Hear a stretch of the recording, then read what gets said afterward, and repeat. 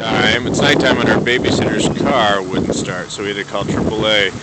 While we're out here, I figured I'd walk down the street and show you the damage from the snowfall.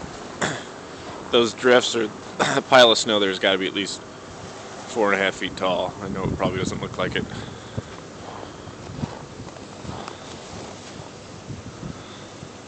Can't see down the end of the roadway, but it lines. It's almost like driving through a European street with walls on both sides. And there's our Dominics. Cars going by. You can see the scale with the cars going by.